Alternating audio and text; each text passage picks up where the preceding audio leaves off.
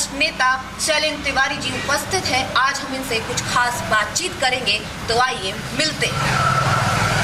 आपका बहुत बहुत धन्यवाद सर, आप हमारे शो पर आए। वैसे तो आपको परिचय की जरूरत नहीं है, लेकिन हम चाहते हैं कि आप जनता को अपने बारे में कुछ दो शब्द कहें। देखिए, जनता से इस लॉकडाउन के में जो है सिर्फ एक ही बात कहेंगे कि आज पूरा देश कोरोना काल के संकट में घिरा हुआ है।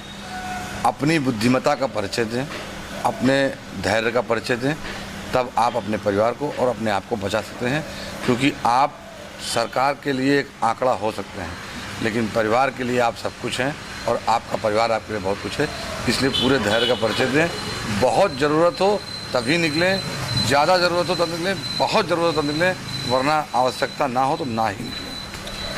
जैसे कि सर आपने कोरोना की बात कही है, तो कोरोना महामारी जब हमारे इस देश में चल रही है, उस बीच में जो हमारी जीडीपी ग्रोथ इतनी कम हुई है, इसका स्तर इतना नीचे आया है, इस बारे में आपका क्या कहना है? देखिए, आपने सुना होगा देश के प्रधानमंत्री की स्पीच में, भाषणों में, कि हम इस देश की अर्थव्यवस्था को 5 ट्रिलियन ले जाएंगे। जी जी, अभी माइनस पहुंच चुकी है और हम अभी इस समय -23-27 जीडीपी हो चुकी है। जिस देश में बिना सोचे समझे चीज़ें लागू की जाती हैं, उदाहरण के तौर पर देश के प्रधानमंत्री ने नोटबंदी लागू की और रात के 8 बजे आते हैं और बोलते हैं कि 12 बजे के बाद से 500, 1000 के नोट बेकार हो जाएंगे। जी जी।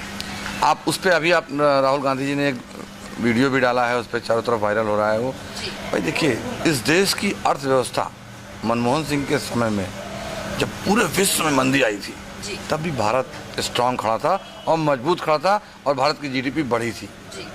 ये मिसाल है। लेकिन भारत के प्रधानमंत्री का मैं हिंदुस्तान को ले डूबा। उन्होंने कभी भी मनमोहन सिंह जी से इस बात को चर्चा ही नहीं किया, जबकि वो विश्व के सबसे बड़े अर्थशास्त्री हैं। उस समय के अमेरिका के जो प्राइम मिनिस्टर थे ओबामा, उन तक ने उनकी जो है वाहवाही की और उनका जो है प्रशंसा की। लेकिन भारत के प्रधानमंत्री को अपने मय में रहना था, जिसकी आज देन है कि आज हिंदुस्तान की जीडीपी -29 हो चुकी है। अगर वो उस समय चर्चा करते तो ऐसी स्थिति आज ना होती। उदाहरण के तौर पे जब उनसे पूछा गया कि ऐसी अर्थव्यवस्था ऐसी क्यों हुई, तो उन्होंने कहा कि भारत की अर्थव्यवस्था को समझने के लिए भारत के लोगों को समझना होगा। हमारी जो असंगठित अर्थव्यवस्था है उसका कोई लेखा जोखा नहीं है। जो हमारे घर की गृहिणियों के डिब्बों में पैसे होते हैं, जो हमारे घर की हिंदुस्तान के जो बच्चे हैं उनकी किताबों में जो पैसे होते हैं, उनका कोई लेखा जोखा नहीं होता है। उसको आप काला धन मानते हैं। मुझे लगता है वो काला धन नहीं, वो गाढ़ा धन के बराबर होता है। और गाढ़ा हुआ धन हिंदुस्तान का जब जब निकलेगा, और जब हिंदुस्तान ही नहीं, घर से गाढ़ा हुआ धन निकलेगा तो घर भी तहस नहस होगा। और हिंदुस्तान की स्थिति आज हो चुकी है। बच्चा बच्चा परेशान है। एक कोई आदमी पढ़ा लिखा है, कोई रोज़गार नहीं पा रहा है। तमाम परीक्षाएं हो चुकी हैं, उनके रिजल्ट नहीं आ रहे हैं। आप परीक्षा कराने की इस कोरोना काल में ज़बरदस्ती कर रहे हैं। आप सुनेंगे किसकी? स्टूडेंट की आप सुनते नहीं हैं, बेरोजगार की आप सुनते नहीं हैं, व्यापारी की आप सुनते नहीं हैं, कर्मचारी की आप सुनते नहीं। किसकी सुनेंगे? वो कौन लोग हैं जो आपको सुनाना चाहते हैं, आप उनकी सुनते हैं? इसका मतलब ये है कि पूरे हिंदुस्तान में 5 परिवार ऐसे हैं, अडानी, अंबानी, मित्तल, इस तरह के तमाम जो बड़े घराने लोग हैं, बड़े घराने के लोग हैं, आप उनकी ही सुनेंगे, उनके लिए ही जिएंगे, उनके लिए ही करेंगे।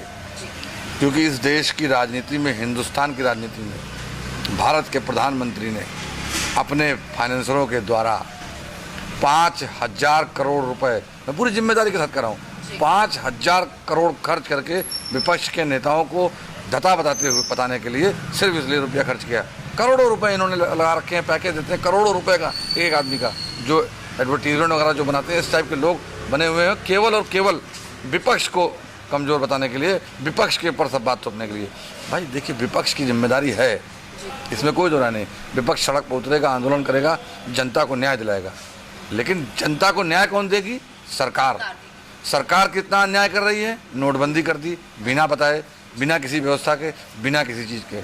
आपने देखा होगा, उन्होंने कहा था मुझे 50 दिन का टाइम दीजिए, फिर कहा मुझे 90 दिन का टाइम दीजिए। आपके अनुसार से ये मतलब भाजपा सरकार जो निर्णय लेती है वो औचक निर्णय लेती है और गलत निर्णय हमेशा। देखिए, इनकी नीति नियत दोनों ही खराब है। इन्होंने हिंदुस्तान में एक नीति आयोग बना दिया। क्यों? उससे पहले जो जो इसका नाम था उसमें दूसरी चीज़ें थी, आज उन्होंने चेंज कर दिया। दूसरा, अभी आपने रिलीफ फंड में देखा होगा, उन्होंने अलग से बना दिया। क्यों भाई? और उसका लेखा जोखा नहीं देंगे, क्यों? उसके बाद आप गड़े मुर्दे उखाड़ते हैं और आप आते कहते हैं आपकी राजीव गांधी फाउंडेशन ने ये किया था, वो किया था। कहीं कुछ है नहीं। आप केवल एक नई लाइन दे देते हैं, लोग उस पर भागने लगते हैं, क्योंकि सोशल मीडिया का दौर है और तमाम रणबांकुरे आजकल जो है सोशल मीडिया पर वीर बहादुर बनने का प्रयास करते हैं और उस पर बयानबाजी करते हैं और बयान बहादुर बन करके केवल ट्रोल करते हैं। इन्होंने ट्रोल आर्मी लगा रखी है, इनके तमाम अकाउंटों से ट्रोल लोगों को फॉलो किया जाता है, इनके वेरीफाई अकाउंट से ट्रोलर लोगों को फॉलो किया जाता है, जो बलात्कारी भी कई बार होते हैं, कई बार जो है असामाजिक भी होते हैं, कई बार हत्यारे भी होते हैं, लुटेरे भी होते हैं, उनको आप फॉलो करते हो। जो समाज में कहीं ना कहीं व्यवस्था पैदा कर रहे हैं उनको आप फॉलो करते हो। अब आपके अकाउंट से, प्रधानमंत्री के अकाउंट से गिने चुने लोग फॉलो होने चाहिए। प्रधानमंत्री हिंदुस्तान का आइकॉन है, उसमें ऐसी स्थिति पैदा कर दी है। क्या हमारे देश को ट्विटर चलाएगा, हमारे देश को फेसबुक चलाएगा, हमारे देश को व्हाट्सएप चलाएगा? सही बात। आज की तारीख में आप अभी कोई बात डालिए, आपके अकाउंट को फ्रीज कर दिया जाएगा। चल नहीं रहा है, क्या मतलब है? मतलब जो बोलता है पत्रकार ने, आपको पता होगा मिर्ज़ापुर में एक पत्रकार ने एक विद्यालय में नमक रोटी खिलाया था, उसको कराया, उसके खिलाफ उन्होंने मुकदमा करा दिया। पत्रकार की आवाज़ दबा रहे हो। व्यापारी बोल रहा है, व्यापार का आपने उसके ऊपर जीएसटी के ऊपर लगाना शुरू कर दिया, उसको परेशान कर दिया। आप आइए, फुटपाथ दुकानदार, एक तरफ आप बोलते हो कि देश का जो है नागरिक आत्मनिर्भर बने, दूसरी तरफ आप क्या करते हो? आप सड़क पर फुटपाथ पर जो लोग काम कर रहे हैं उनको खोलने नहीं देते हो। जो खुले हुए भी कहीं पर हैं वहाँ आपकी सरकार के नुमाइंदे जाकर के अधिकारी उनको उखाड़ कर फेंक देते हैं। अरे ऐसी कौन सी आफत लॉकडाउन में आ गई है कि ऐसी कौन सा जाम लग रहा है कि आप जो है अतिक्रमण चला रहे हैं इस समय? वही दुकानें खोलने की बात पर अगर ये चीज़ देखी जाए, तो उन्होंने सैटरडे संडे लॉकडाउन लगाया था, उसमें आपने देखा होगा, मैं आपकी विचारधारा जानना चाहती हूँ कि जो शराब की दुकानें ओपन, शराब की दुकानें खुली हुई है सुबह शाम, लेकिन कोई भी राशन की दुकान नहीं खुली हुई है। अगर कोई व्यक्ति अपने घर से बाहर काम के लिए निकलता है तो उसको खाने के लिए रोड पे चीज़ें नहीं मिलती। इस पे आप क्या कहते हैं कि शराब की दुकानें? तमाम जगह ऐसी हैं, मैंने देखा है जी। जो नैतिकता की बात करते थे उनकी नैतिकता मर चुकी, उनकी संवेदना मर चुकी। मेडिकल स्टोर पे दवा लेने जा रहा है तो उसका चालान होता है, और अगर दारू लेने जा रहा है तो उसका चालान नहीं होता है। ये हिंदुस्तान की राजनीति को इस मोड़ पर लाकर खड़ा कर दिया है। मानते हैं महामारी है, हमें पता है महामारी है, हम महामारी में एक साथ काम करते हैं, मगर आपके लोग सड़क पर खड़े होकर काम करते हैं तो आप उनको मुकदमा नहीं करते हैं, ना उनके खिलाफ पेंडेमिक एक्ट लगाते हैं। और अगर कोई विपक्ष का कोई नेता कहीं खड़ा होता है तो आप पेंडेमिक एक्ट लगा देते हैं। कोई आवाज़ उठाता है तो आप पेंडेमिक एक्ट लगा देते हैं। पत्रकार बोलता है तो उसको आप उसका मुंह बंद करा देते हैं। पत्रकारों को आप नेतागिरी सिखाना शुरू कर देते हैं, पत्रकारिता को आप पत्रकारिता सिखाएंगे। केशव प्रसाद मौर्य ने ये बयान दिया था कि पत्रकारिता छोड़कर नेतागिरी करो, पत्रकारों की हत्या पे ये बयान दिया था। देखिए, उनका सीधा मतलब था कि समझ में आता है तो नेतागिरी करो, विपक्ष के नेता बन जाओ। जैसे हम विपक्ष को नहीं दबा दे रहे हैं वैसे तुमको भी दबा देंगे, तुम्हारी भी आवाज़ दबाएंगे। मतलब कुल मिलाकर के जो चार स्तंभ है, न्यायपालिका, कार्यपालिका और आपकी जो है पत्रकारिता और आपके संवैधानिक जितने भी पद हैं जिन चीज़ों के, उन सभी स्थानों पर आपने ऐसी स्थिति पैदा कर दी है कि मौन कर दिया है। अभी संसद में प्रश्नकाल पर जो है आपने बैन लगा दिया, तो किस लिए संसद किस लिए होगी? क्या होगा उस संसद में? क्या करना चाहते हो आप? जो प्रश्नकाल पर आपने बैन लगाया, हमको पूछना है कि आप बताओ कि आपने किन किन लोगों की मदद की। सुल्तानपुर में 2800 रुपये की किट को 10,000 रुपये में जो है दिया गया डीएम के द्वारा। उसके बाद जब पूछा गया तो डीएम बोलते हैं ये शासनादेश है। तो शासन किसका है? कौन शासन कर रहा है? कुल मिलाकर के पूरी सरकार आपदा में अवसर ढूंढ करके भ्रष्टाचार में लिप्त है। कहीं जनता के हित में कोई कार्य नहीं है, एक कार्य नहीं है, सिर्फ और सिर्फ दिखावा है। फ्री भोजन की बात कर रहे हैं, फ्री चावल की बात कर रहे थे। आपको याद होगा योगी जी ने कहा था कि 5 रुपये वाली थाली मिलेगी। 5 रुपये की थाली आज भी खाली है। कहाँ है वो थाली? मेरा सवाल है योगी जी से। और जब सवाल योगी जी से करो तो उनके लोग, उनके गुर्गे, वो बोलते हैं कि वो तो हमारे मुख्यमंत्री जी तो योगी हैं। तो योगी हैं तो मुख्यमंत्री योगी हैं, लेकिन उनकी पूरी व्यवस्था रोगी है। सब के सब 14 कैबिनेट मिनिस्टर आज की तारीख में जो है कोरोना पॉजिटिव पाए जा रहे हैं। सिर्फ और सिर्फ कौन दोषी है? सरकार, क्योंकि उन्होंने पेंडेमिक के नियमों का पालन नहीं किया। तमाम लोग ऐसे विपक्ष के बड़े नेता हैं जो अभी भी आज की तारीख में कुछ कहना चाहते हैं, मदद करना चाहते हैं, आप उन पर मुकदमे लगा देते हैं। जो नेता कोरोना पॉजिटिव पाए गए हैं, मोदी जी ने एक ऐप निकाला था आरोग्य सेतु ऐप, क्या वो नेता वो ऐप यूज नहीं कर रहे हैं? देखिए, वो ऐप कहीं भी सक्सेस नहीं है और ना उस ऐप का कोई इससे मतलब है। उस ऐप का डॉक्टरेट से कोई मतलब ही नहीं है। वो ऐप तो आपका डाटा चोरी कर रहा था, वो लेके चला गया, सारा डाटा ले गया। किसी ऐप को आपने कंपलसरी कर दिया कि एक ऐप जाएगी, गवर्नमेंट संस्थाओं में कंपलसरी था, तमाम लोग कंपलसरी कर दिए गए। क्या मतलब है इसका? ये सिर्फ डाटा चोरी है। आने वाले समय में साइबर क्राइम बढ़ेगा।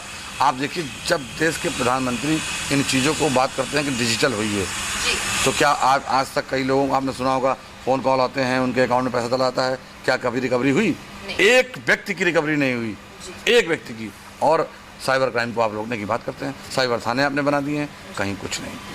आप हिंदुस्तान नए पथ पे चल चुका है। आप डिजिटल की बात करते हो, इन्होंने कहा कैशलेस। आज पूरा हिंदुस्तान कैशलेस, बेसलेस, जॉबलेस हो चुका है। पूरे हिंदुस्तान में सिर्फ इतना है सर, जो मिडिल क्लास आदमी गरीब है सर, वही पिस रहा है। देखिए, नहीं, इसमें दो लोग हैं, असंगठित मजदूर जो भी हैं। हाँ। इसमें देखिए, हिंदुस्तान 4 वर्गों में बटा है, A, B, C, D। जो नीचे वाला वर्ग है वो मध्यम वर्गीय को काम करता है, उनकी मदद करता है, उनसे पैसा कमाता है। मध्यम वर्गीय ऊपर वाले वर्गों से पैसा काम करता है, पैसा कमाता है। मध्यम वर्ग नौकरी भी करता है। तो मध्यम वर्ग का व्यापार नष्ट हो गया, ऊपर वालों ने उसको निकाल दिया, फैक्ट्रियाँ बंद हो गई, नीचे वाले को काम मिलना बंद हो गया। नीचे वाला आज की तारीख में झाड़ू पोछे बर्तन वाला ही बचा हुआ है, मजदूरी तक लोगों की बंद हो चुकी है। भूखमरी की लोग कगार पे हैं, भूख से लोग मर रहे हैं, कोई देखने को तैयार नहीं है। ऐसे कई वाक़ये भी आ चुके हैं। पर मोदी जी ने तो कहा था अच्छे दिन लाएंगे, लेकिन मोदी जी तो ऐसे दिन ला रहे हैं कि कोविड-19 के टाइम में पबजी, टिकटॉक, ये सारी चीजें बंद कर रहे हैं। बल्कि कोविड सेंटर्स उनको ना देखकर, सरकारी अस्पतालों में धांधली चल रही है, उनको ना देखकर वो इन चीजों में लगे, गेम्स बंद करने में लगे हुए हैं, सोशल साइट बंद करने में। देखिए, मोदी जी ने कहा था अच्छे दिन आएंगे जी, तो किसके अच्छे दिन आएंगे? अपने। वो आपने ले आए, वो 2 बार भारत के प्रधानमंत्री बन गए, भारतीय जनता पार्टी के अच्छे दिन ले आए। 7 स्टार कार्यालय दिल्ली में बन गया है, और जो है पूरे देश में हर हाईवे पर उनका कार्यालय है, हर जिले और शहर में एक एक कार्यालय बना है। उन कार्यालयों को चलाने के लिए हजारों करोड़ रुपये की FDI हो गई है, उनके पैसे से वो कार्यालय चलेंगे। एक बात। दूसरी बात, मोदी जी ने यह भी कहा था कि मेरा तो सपना है हवाई चप्पल पहनने वाला हवाई जहाज में बैठे। हवाई चप्पल पहनने वाला हवाई जहाज में बैठा तो नहीं, उसकी हवाई चप्पल अलग से उठ गई, उसको तुमने चलने नहीं दिया, वो सड़कों पर मरा निकला, आपने कोई व्यवस्था नहीं दी। हिंदुस्तान की राजनीति में, हिंदुस्तान के इस कार्यकाल में जितना संकट कोरोना काल में आया है, विश्व में इससे पहले ऐसी कोई संकट सरकार कभी नहीं ला पाई। ये सरकार ही संकट लाई है। सरकार ने बाहर के लोगों को बुला करके अपने घर में प्रवेश दिया और एंट्री करा करके उनको फैला करके कोरोना फैलाया है। पूरी जिम्मेदारी के साथ में कह रहा हूँ, भारत के प्रधानमंत्री पर FIR होनी चाहिए, मुकदमा होना चाहिए, क्योंकि उन्होंने उस दौरान नमस्ते इंडिया कराया, जिस दौरान लोगों को यहाँ पर आना मना होना चाहिए। लाखों की भीड़ इकट्ठा की, लाखों की स्टेडियम में भीड़ इकट्ठा की, गले मिले, हाथ मिलाया, सब काम उन्होंने किया उसी दौरान। और वही देन है कि गुजरात की स्थिति क्या पहुंच गई थी, किसी तरह से कंट्रोल हुई। गुजरात के मुख्यमंत्री को यहाँ तक ये कहना पड़ा कि यहाँ राष्ट्रपति शासन लागू कर दिया जाए, ऐसी स्थिति कंट्रोल नहीं हो रहा। मेरा मानना है कि उन्होंने लॉकडाउन लगाया 22 मार्च को। अगर उनका पहले से ये निर्णय होता, एक तो वो औचक निर्णय लेते हैं, अगर उनका पहले से रहता, अगर उन्हें देश की जनता की चिंता होती तो वो पहले से देश की जनता को बता सकते थे कि हम लॉकडाउन लगाने वाले हैं, आप जहाँ जहाँ हैं अपने घर सुरक्षित पहुँच जाएं। आपका क्या कहना है? देखिए, देश की जनता किसी मुगालते में जी रही है, मैं जानता हूँ, किसी न किसी मुगालते में वो जी रही है कि देश की जनता की चिंता मोदी जी को है। जी नहीं, उन्हें अपनी पार्टी की अपनी चिंता है, सिर्फ और सिर्फ अपनी चिंता है। चाय बेचते बेचते उन्होंने देश को बेच डाला। देश की कई संस्थाएं बड़ी बड़ी जो उन्होंने आज तक बनाई भी नहीं है, देखा भी नहीं है, वो प्राइवेट सेक्टर में दे दिया। अब प्राइवेट सेक्टर की हम बात कर लेते हैं। लोग अक्सर हमसे भी कहते हैं कि प्राइवेट सेक्टर वाले अच्छा काम करते हैं, 80% लोग ही उसमें जो है सरकारी उसमें नहीं काम करते हैं, 20% काम करते हैं। आप एक बात बताइए, एक प्राइवेट सेक्टर कोई आता है ट्रेन के लिए, मेरा कहना है कि प्राइवेट सेक्टर आए और बोले कि मैं दिल्ली से लखनऊ की एक नया ट्रैक डाल रहा हूँ, उस ट्रैक पर मेरी ट्रेन चलेगी, मैं प्राइवेट सेक्टर आप मुझे दीजिए, तब मैं जानता हूँ कि प्राइवेट सेक्टर है। मेरी ट्रैक कांग्रेस के बनाए हुए ट्रैक आपने दे दिए, बेच दिए, उस पर वो अपना काम कर रहे हैं, जनता के सर पे और भार लाद रहे हैं। कैसे मान लिया जाए कि वो जो है जनता के हित में होगा? हो ही नहीं सकता, किसी कीमत पर नहीं हो सकता। ये जितनी भी चीज़ें हैं, मुझे लगता है कि इन सब को संभालने की ज़रूरत है। और देश के प्रधानमंत्री ने जनता को गुमराह किया है, नौजवान पूरी तरह से परेशान है। मैं आपको बता दूं, जो टीनेजर हैं 12 से 18 तक, 19 तक, भाई देखिए कमसिन है, उनको मतलब ये मान के चलिए कि अभी कुछ पता नहीं है कि देश की क्या कैसी स्थिति है। वो सिर्फ भेड़ चाल चलते हैं, सोशल मीडिया है, उनको लगा कि चल रहा है चल दिए। लेकिन हिंदुस्तान के मैं तमाम नौजवानों को बताना चाहता हूं कि 18 साल में आपको वोट देने का अधिकार भारत के प्रधानमंत्री राजीव गांधी जी ने दिया था, उनका सपना था। आज आप जिस मोबाइल का इतनी तेज़ी से इस्तेमाल कर रहे हैं, जिस डिजिटल इंडिया को आज डिजिटल कर रहे हैं, उसको जो है जब आपके राजीव गांधी जी ने बहुत पहले कर दिया था। तब यही भारतीय जनता पार्टी के लोग उस समय टांग खींचते थे। और मैं आपको बताता हूँ कि 50 साल विकास के बाधक रहे। भारतीय जनता पार्टी 50 साल विकास में बाधक बनी है। उसने हमेशा काम करने वाली सरकारों की टांग खींची है और काम नहीं होने दिया। नसबंदी के दौरान आपको याद होगा, इन्होंने अफवाहें फैलाई, भाग जाइए, ये कर दीजिए, वो कर दीजिए।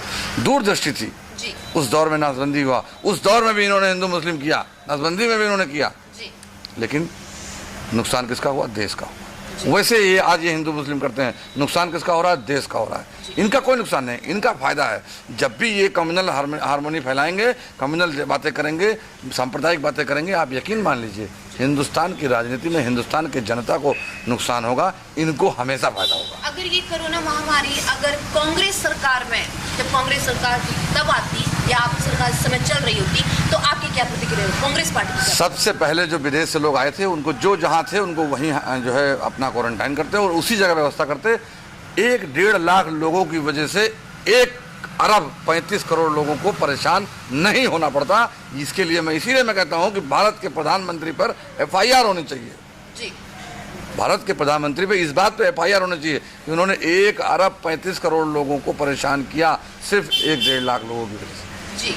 तो मुझे लगता है कि ये तो प्रथम दृष्टया अगर कांग्रेस की सरकार होती तो ऐसा होता ही नहीं। हाँ, एक बात है, बीमारी तो रोक नहीं सकते, कोई भगवान नहीं बन सकता। आज जिसके लिए ये बोलते हैं गॉड ऑफ एक्ट है, जब हमने कल बोला था कि ये उत्तराखंड में आपदा आई है, गॉड ऑफ एक्ट है, तब इनका दूसरा एक्ट था जी। तो कुल मिलाकर के ये जो आज गॉड ऑफ एक्ट बोल रहे हैं, नहीं, ये गवर्नमेंट ऑफ एक्ट है, ये मोदी ऑफ एक्ट है, ये कोई गॉड ऑफ एक्ट नहीं। आप बताइए, कहीं कोई 500 केसेस थे, अगर आप सबको वहीं जो जहाँ था वहीं रोक देते, व्यवस्था देते, पैसा देते, आदमी को पैसे की जरूरत थी, पैसा दे देते, कितना खर्च होता? आपने 20 लाख करोड़ के पैकेज की बात की है। मैं कहता हूँ हिंदुस्तान की ऐसी स्थिति होती ही ना अगर आप उन लोगों को वहीं रोकते, वहीं क्वारंटीन करते, व्यवस्था दे देते, कुछ ना होता। इतने लोग आज परेशान ना होते, व्यापारी सड़क पे ना होता। लोग सड़क पर ना होते हुए भी सड़क पर आ चुके हैं। जो भारत सरकार ने एक वादा किया था कि वो गरीबों को पैसा देंगे, जो उनको पैसा कहीं से फंड मिला, बहुत से लोगों ने दिया, हमने सोशल साइट पे देखा कि ये इस अभिनेता ने इतना पैसा दिया, इस अभिनेता ने इतना पैसा दिया, वो पैसा सर कहाँ गया? आपका क्या, कहाँ गया? किसी को तो वो मिला नहीं। देखिए, उस पैसे का कोई हिसाब ना ये दे रहे हैं। उस पैसे को छोड़िए, इन्होंने आज तक हिंदुस्तान को नोटबंदी का हिसाब नहीं दिया। कैसे मान लिया जाए कि ये देश की जनता के प्रति ईमानदार है, देश की जनता के प्रति जिम्मेदार है ही नहीं। ये गैर जिम्मेदार सरकार है। इनको सिर्फ अपने भले से मतलब है, इनको अपने अच्छे दिन से मतलब है, जनता के प्रति कुछ कोई मतलब ही नहीं है। जनता इसको जितनी जल्दी समझ ले, जनता के लिए बेहतर होगा। जनता मुगालते में जी रही थी, जी रही है, अगर नहीं मानेगी तो आगे भी उसको नुकसान होगा। जनता का नुकसान है। आप यकीन मान लीजिए, मोदी जी को अपने अलावा कोई फ़ायदा नहीं हुआ है। हिंदुस्तान की आवाम को कहीं से एक नए पैसे का फ़ायदा नहीं हुआ। बड़े बड़े व्यापारी बंद हो गए, बड़ी बड़ी चीज़ें ठप हो चुकी हैं। ये वही लोग हैं जो अब तक पूछते थे गाड़ियाँ तो बिक रही हैं, कहाँ मंदी आई है? शादियाँ तो हो रही हैं, कहाँ मंदी आई है? मतलब इनका कहना है कि गाड़ी बिकना बंद हो जाए, शादियाँ होना बंद हो जाए, परिवार बसना बंद हो जाए, सब बड़े बड़े घर गिर जाएँ, झोपड़ी में सड़क पे आ जाए। क्यों जानते हैं क्यों? क्योंकि जब आप सड़क पे आ जाएंगे तो आप रोजी रोटी में बस जाएंगे। आप इनसे सवाल नहीं करेंगे, आप इनसे सवाल नहीं करेंगे तो ये अपना राज करते रहेंगे।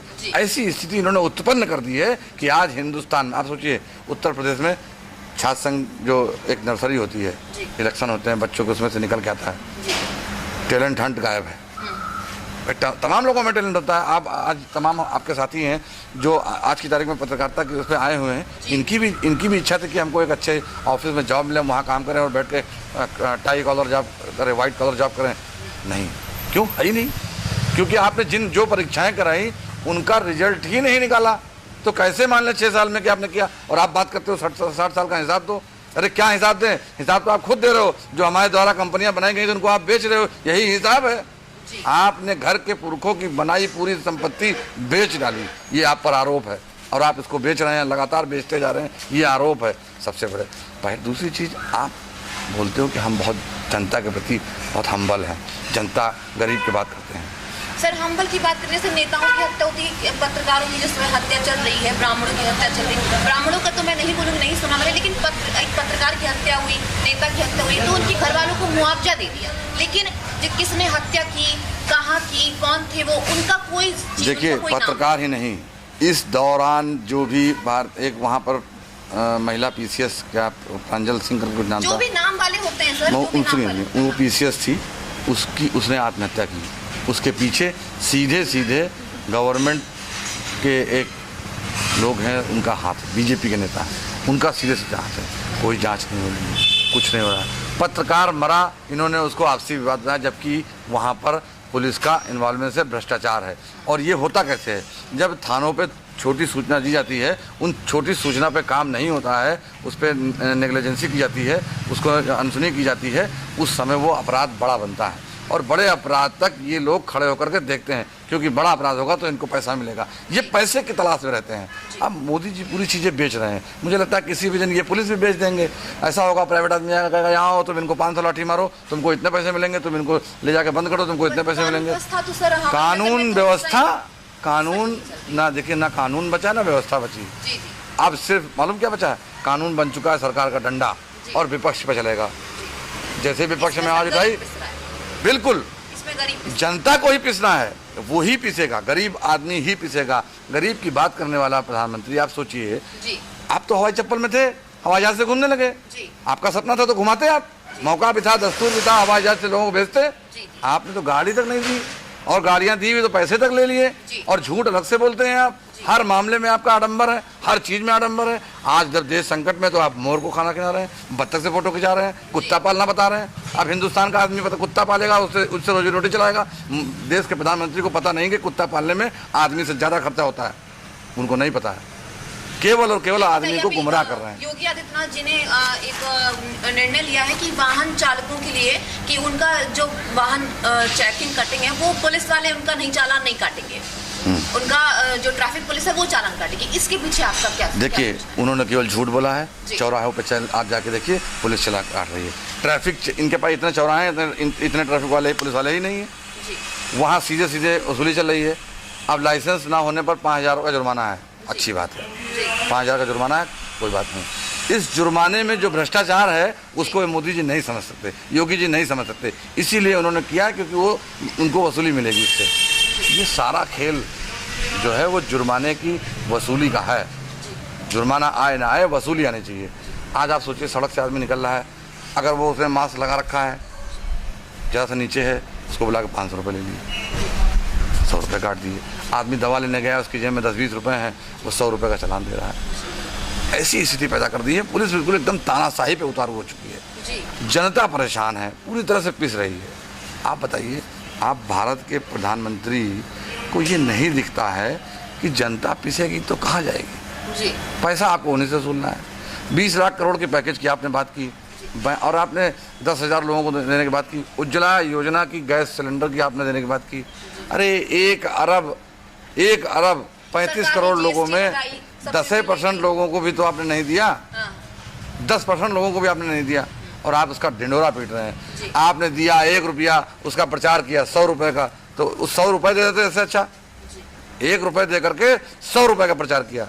ये प्रचार की सरकार है, केवल इनका प्रचार है। और वैसे भी प्रचार करते करते जब आप इनसे सवाल पूछ दीजिए तो इनके गृह मंत्री, जो आज मौजूदा गृह मंत्री हैं, वो खुद कह देते हैं कि वो तो जुमला था। उन्होंने ये तो कहा था ना कि ऐसे ही लोगों के खाते में 15-15 लाख आ सकते हैं, लेकिन वो तो आए नहीं। वो तो ना आए हैं और ना आएंगे। जो 15 लाख आपके खाते में थे वो भी चले गए जी।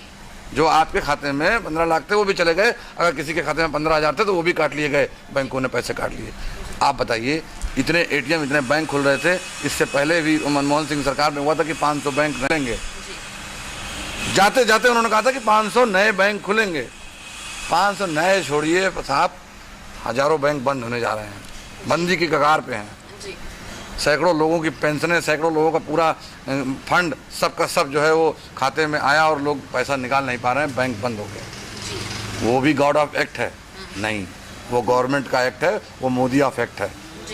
आप समझिए, ये सबसे बड़ा फैक्ट है। इस समय कोई गॉड ऑफ एक्ट नहीं है, सारा मोदी ऑफ एक्ट है। पहले मोदी जी ने बोला था कि ये जो वायरस है वो चाइना से आया हुआ है। अब मोदी जी बोल रहे हैं कि गॉड ऑफ एक्ट है ये। देखिए, मोदी जी देश की जनता को पूरी तरह से गुमराह करते हैं जी। एक बार जैसे किसी व्यक्ति ने उन पर विश्वास किया, जी। मुझे लगता है कि जनता के साथ उन्होंने विश्वासघात किया है। जी। उन्होंने देश की जनता के साथ वो रोल अदा किया है जो रावण के साथ विभीषण ने अदा किया। जी। उन्होंने देश की जनता के साथ ऐसा रोल अदा किया। जनता को सर हम ये चीज कैसे समझाएं, कैसे जनता को सही रास्ते पे लाएं? देखिए, ये देश की जनता जो है वो सब समझती है जी। बड़े बड़े कष्ट झेल लेती है, थोड़ा मौका देती है। मुझे लगता है कि अगर अब जाग जाए, जगाने की जरूरत है जी। हर आदमी। अब वो दौर नहीं है। पहले दौर था कि हम चंद्रशेखर आज़ाद हैं, भगत सिंह हैं, तमाम जो है क्रांतिकारी हैं, मंगल पांडे हैं, लेकिन अब वो दौर नहीं है। अब दौर ये है, मैं तो चाहता हूँ कि चंद्रशेखर आज़ाद होंगे, मेरे घर में नहीं, आपके घर में। हमारी जहाँ अर्थव्यवस्था इतनी बिगड़ी हुई है वहाँ पर आपने देखा होगा फीस, अवैध तरीके से फीस वसूली जा रही है। स्कूल प्रबंधन है, स्कूल नहीं चल रहा है, बच्चे स्कूल में नहीं आ रहे हैं। एक ऑनलाइन क्लासेस का एक दे दिया गया, आप ऑनलाइन क्लासेस करिए, उसके बाद आप स्कूल में फीस भरिए। जहाँ इंसान खाने के लिए परेशान है वहाँ बताइए फीस भी ले रहे हैं। देखिए, आपके माध्यम से, आपके चैनल के माध्यम से और तमाम जो स्कूल वाले सुन रहे हैं उनसे निवेदन है कि कम से कम अपनी संवेदना जिंदा रखो। आपका विद्यालय बरसों बरस से चल रहा है, अगर आप एक वर्ष मदद कर देंगे अभिभावकों की तो आपका कुछ बिगड़ेगा नहीं। वो अभिभावक आपको आगे बढ़ करके आपको 10% ज़्यादा दे सकता है, लेकिन आज जिस तरह से आप अभिभावक पे कोड़ा चला रहे हैं, चाबुक चला रहे हैं, मुझे लगता है कि ये इतिहास के पन्नों में दर्ज होगा कि हिंदुस्तान के विद्यालयों के अभिभावक जो है प्रिंसिपलों ने ऐसी व्यवस्था दी थी कि अभिभावक परेशान हो गया था। आप इस समय मदद कर सकते हैं, ऐसा नहीं है कि आप एकदम टूट जाएंगे। एक बात। दूसरी बात ये, हिंदुस्तान की सरकार को, तमाम हिंदुस्तान की सरकार को इस पर सीधे सीधे स्कूलों की मदद करनी चाहिए, क्योंकि स्कूलों में जो अध्यापिकाएं पढ़ा रही हैं उनकी भी तनख्वाह है, उनके भी घर चलेंगे। तो सीधा सीधा मदद आप सरकार को करनी चाहिए, जो सरकार नहीं कर रही है। मुझे लगता है कि सरासर गलत है। और स्कूल के अभिभावकों से मेरा निवेदन है कि उनको अपने जो स्कूल के जो प्रिंसिपल हैं उनसे मेरा निवेदन है कि उनको अपने बच्चों के प्रति थोड़ी संवेदना व्यक्त करनी चाहिए, थोड़ी संवेदनशीलता रखनी चाहिए। उनके साथ ऐसा व्यवहार नहीं करना चाहिए कि लगे कि वो आप उनके उपभोक्ता हैं और वो आपके जो है, आप उनके दुकानदार हैं, वो आपके उपभोक्ता हैं। ऐसी व्यवस्था नहीं होनी चाहिए। शिक्षा को आपने व्यवसाय बना दिया, कोई बात नहीं, मान लेते हैं, मगर ये समय ऐसा है कि सारे व्यवसाय रुके हुए हैं। मेरा आप सबसे निवेदन है कि आप सभी विद्यालय के मालिकों, अभिभावक, जो आपके बच्चों के अभिभावक, इन सब एक साथ मिलकर के चलिए। देश टूट रहा है क्योंकि देश बिगड़ चुका है। देश को बिगाड़ने में, आभा मंडल में, झंडा डंडा प्रोपोगंडा, ये भाजपा का एजेंडा है। आप इनके एजेंडे में फंस चुके हैं। मैं एक बात फिर कहना चाहता हूँ हिंदुस्तान की तमाम जागरूक आवाम से कि अब जाग जाओ, आंखें खोल लो। कुछ नहीं होने वाला मोदी से, क्योंकि मोदी जी ने आपकी बनाई हुई संपत्तियों को बेचना शुरू कर दिया है। आरबीआई से वो पैसे निकल गए जो कभी निकलते नहीं थे, बुरे वक्त में रहते थे। सोना तक निकला है, लेकिन कोई बताने को तैयार नहीं है और कोई बोलने को तैयार नहीं है। आप बताइए, -29 जो जीडीपी गई है वो कब बढ़ेगी? अभी देश के अर्थव्यवस्था के स्पेशलिस्ट मंत्री से पूछा गया तो उन्होंने कहा पता नहीं। मतलब ये है कि आपके बस का कुछ है नहीं। आप जो जो चीज़ें आप बोल रहे हैं गॉड ऑफ एक्ट है, मैं सीधे सीधे गारंटी के साथ, जिम्मेदारी के साथ बोलता हूं कि हिंदुस्तान में कोरोना मोदी ऑफ एक्ट है।